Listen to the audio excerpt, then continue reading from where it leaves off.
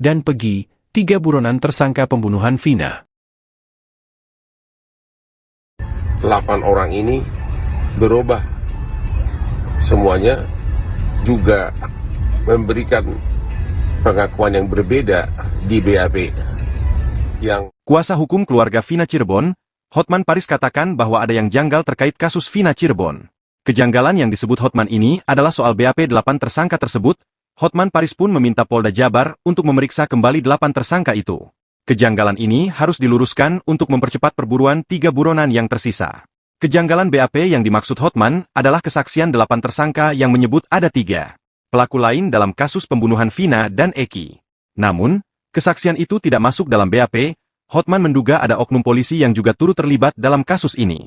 Selain itu, ia juga meminta agar berita acara pemeriksaan BAP 8 tersangka diamankan. Diketahui, polisi hingga kini belum mampu menangkap 3 anggota geng motor pembunuh Vina dan pacarnya, Eki, warga Cirebon, yang terjadi pada 2016 lalu. 8 orang ini berubah. Semuanya juga memberikan pengakuan yang berbeda di BAP yang menyangkal keterlibatan 3 orang tersebut. Padahal sebelumnya secara refleks, secara inisiatif sendiri mengaku 3 orang itu juga pelaku. Ada apa? Keluarga Vina Cirebon mengaku ketakutan usai tahu Saka Tatal salah satu pelaku sudah bebas dari penjara. Adapun keluarga ketakutan setelah pelaku pemukulan Eki pacar Vina Cirebon, Saka Tatal sudah bebas dari penjara. Saka Tatal, pelaku yang pukul Eki pacar Vina Cirebon ternyata kini sudah bebas dari penjara. Beda dari 7 pelaku lain, pelaku ini dihukum jauh lebih rendah atas kasus Vina Cirebon. Dia adalah Saka Tatal. Sewaktu memukul Eki pacar Vina Cirebon, Saka Tatal masih di bawah umur. Ia divonis hukuman penjara selama 8 tahun 3 bulan sejak 2016. Jika dihitung maka masa tahanan Saka Tatal kini sudah selesai. Tahu salah satu pelaku sudah bebas dari penjara, keluarga Vina pun mengaku ketakutan. Bahkan pihak keluarga merasa menjadi ancaman dan bikin was-was usai tahu Saka dibebaskan. Kini polisi tengah mencari keberadaan Saka Tatal. Polisi berniat menggali informasi tentang Egi, Dani dan Andi. Tak banyak informasi tentang Saka Tatal. Dalam isi putusan Mahkamah Agung pun hanya tertera nama Saka Tatal. Identitas Saka Tatal disembunyikan karena saat itu ia masih di bawah umur.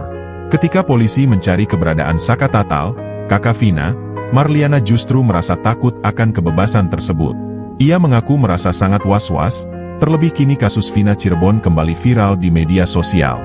Dalam isi dakwaan Andika dan Eko disebutkan peran Saka Tatal mulai dari menimpuk batu sampai memukul. Saka Tatal turut menimpuk batu ke arah motor yang dikendarai Eki dan Vina menggunakan batu. Saat di jembatan tol Desa Kepongpongan, Kabupaten Cirebon, Saka Tatal turut memukul wajah bagian kanan Eki sebanyak 1 kali. Dia juga kembali memukul Eki di lahan kosong depan SMN 11 Cirebon. Menurut Marliana, Saka Tatal lah yang pertama kali mengaku hingga membongkar sandiwara 7 pelaku kasus Vina.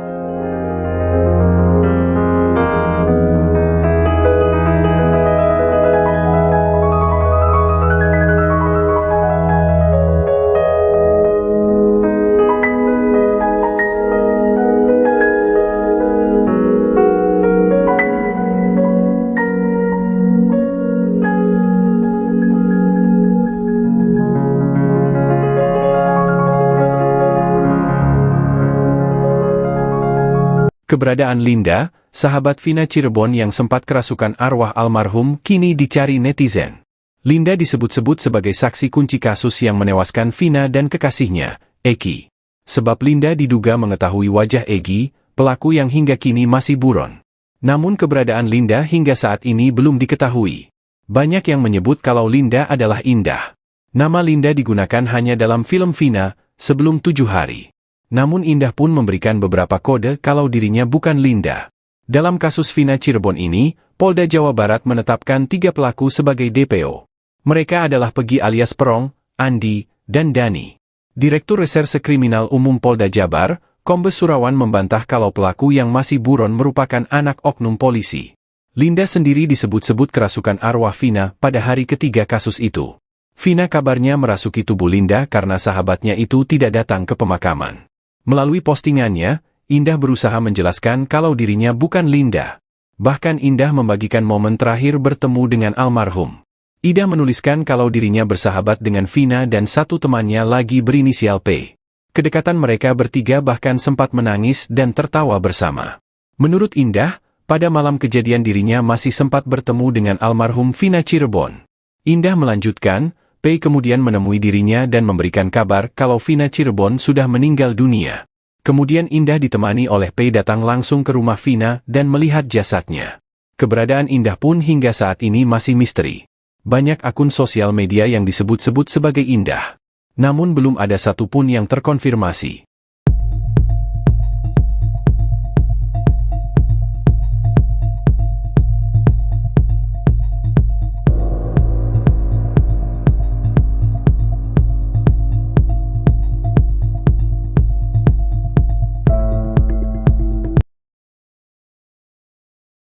Linda, sahabat dekat Vina, jadi sorotan publik setelah mengungkapkan kasus pembunuhan Vina melalui kerasukan arwah. Diketahui, Linda merupakan sahabat dekat Vina. Kepada keluarga Vina, Linda yang kerasukan arwah Vina itu pun ceritakan insiden pembunuhan sadis yang menimpa Vina. Menurut Marliana, awalnya keluarga mendapat kabar dari kepolisian bahwa Vina meninggal karena kecelakaan tunggal. Namun, Linda yang kerasukan arwah Vina membantah hal tersebut dan mengungkapkan bahwa Vina dan Eki dibunuh dan diruda paksa oleh anggota geng motor. Vina kemudian menyatakan pelakunya belum ditangkap semua. Ia mengaku menaruh dendam kepada para pelaku, terutama dengan Egi yang saat ini masih buron. Namun seusai Linda kesurupan kini sosoknya turut disorot. Pasalnya diketahui Linda tak hadir dalam pemakaman terakhir Vina. Diketahui Linda tak hadir karena masih mengalami trauma dan kaget. Namun terkait hal itu Linda belum memberikan klarifikasi. Tampang Rivaldi Aditya Wardana alias Ucil, terpidana kasus Vina Cirebon jadi perbincangan netizen. Ucil jadi merupakan salah satu pelaku kasus Vina Cirebon yang didakwa hukuman mati. Namun Ucil divonis hukuman seumur hidup oleh Pengadilan Negeri Cirebon. Pada sidang putusan yang digelar di Pengadilan Negeri, PN, Kota Cirebon, Jawa Barat, Jumat, 26 Mei 2017, vonis terhadap Ucil dan Eko dipisah dengan 5 terdakwa lainnya. Kemudian vonis untuk terdakwa di bawah umur, Saka Tatal juga dilakukan terpisah. Ucil pada kasus Vina Garut terbukti melakukan tindakan penganiayaan dan pemerkosaan. Saat itu, Hakim Suharno menyimpulkan, kematian korban murni bukan karena kecelakaan seperti yang dibantah oleh kuasa hukum ketujuh terdakwa saat membacakan pembelaannya. Sebab, berdasarkan fakta persidangan, para terdakwa terbukti menganiaya korban hingga meninggal dunia dan memerkosa secara bergantian. Saat sidang putusan, para terdakwa ini menghadiri sidang sambil mengenakan pakaian batik berwarna coklat nuansa merah. Mereka kompak mengenakan celana hitam dan peci.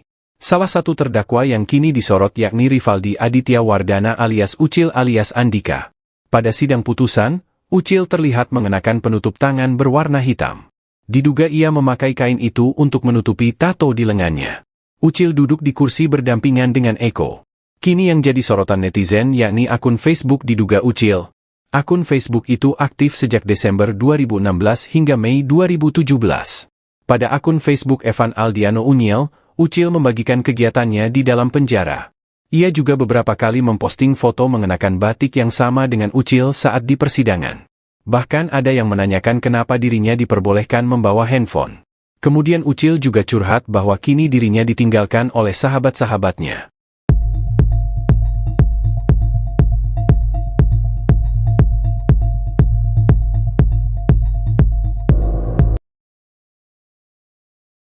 Direktorat Tindak Pidana Umum, Ditipidum, Bareskrim